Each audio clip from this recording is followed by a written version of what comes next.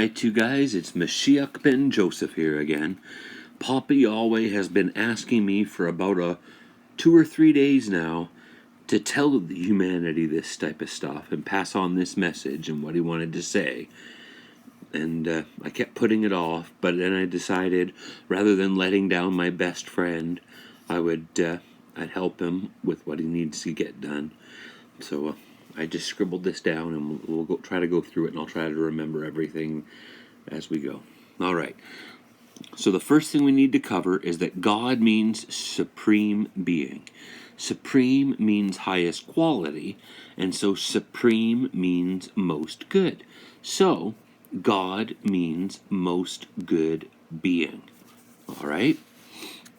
Now, in Genesis 3, this is the first lesson of the Bible, and it's that an evil devil exists who twists God's words to make him look evil and himself as good. He does that to corrupt as many people as possible. All right? You can see that in Genesis 3 where God says, don't eat from the tree or you'll die. And then the devil's like, oh, nonsense. He's just saying that because he doesn't want you to become like him and know good and evil and be as a god.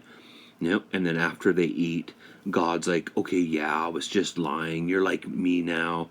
And then he goes on to be like, here, you can use these good beings. You can skin these good beings and use their skin as clothes and stuff like that. So it's like, that's the first lesson of the Bible, that the devil exists and he twists God's words to portray God as evil and himself as good. All right?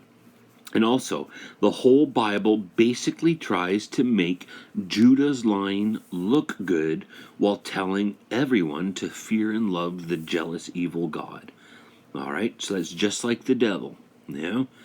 Try to make God look like a jealous, evil ruler, a tyrant, and while trying to make himself look like a righteous person. All right?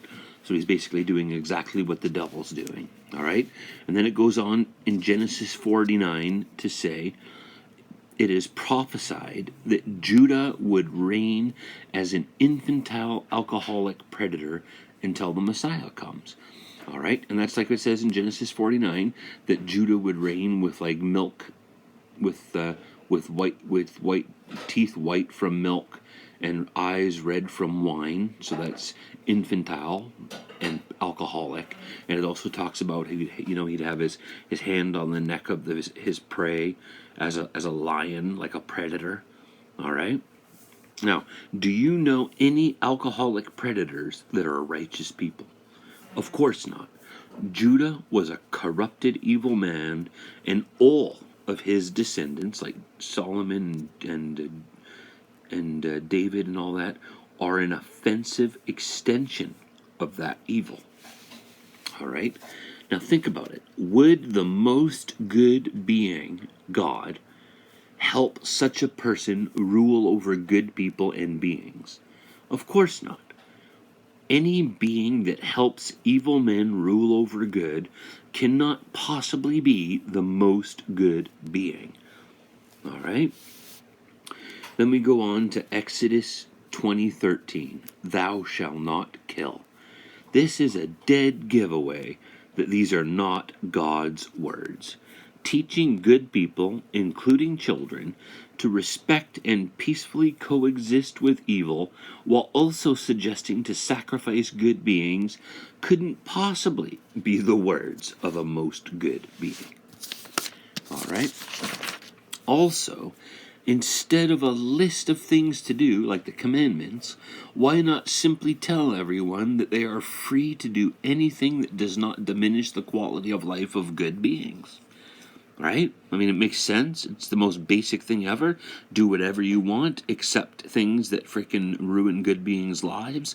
Isn't that something like a most good being would tell his children? Do whatever you want, enjoy life, have fun, but just don't ruin other good beings' lives. With just these few things, you can prove that the Bible is the work of the devil and evil people. There is no way it can be the creation of the most good being and good people. Therefore, Judaism is a false religion. So there you go. Actually, also, Papa Yahweh, if what I just said really is what you wanted me to say, and it's true, all right, that Judaism is a false religion and the work of the devil and evil men, then create a face or a 314 when I go outside to film the clouds. All right, so let's go. We're going to go outside and check the sky and see if there's any clouds and see if somehow, miraculously, a face or a 314 appears in them. All right, let's see. All right, well, try to get this thing focused. All right, as you can see, there's not very many clouds out here. So let's see, we'll have to look down there. Is there a face or a 314? Well, there you go. There's a little face right there with a big wide nose. So there you go. There you go. Straight from Papa Yahweh. Alright, was there a 314? I'm not really seeing a 314. Not really seeing a 314.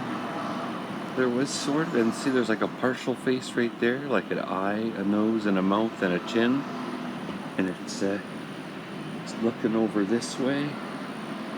But I don't see anything over there. So there you go. There you go.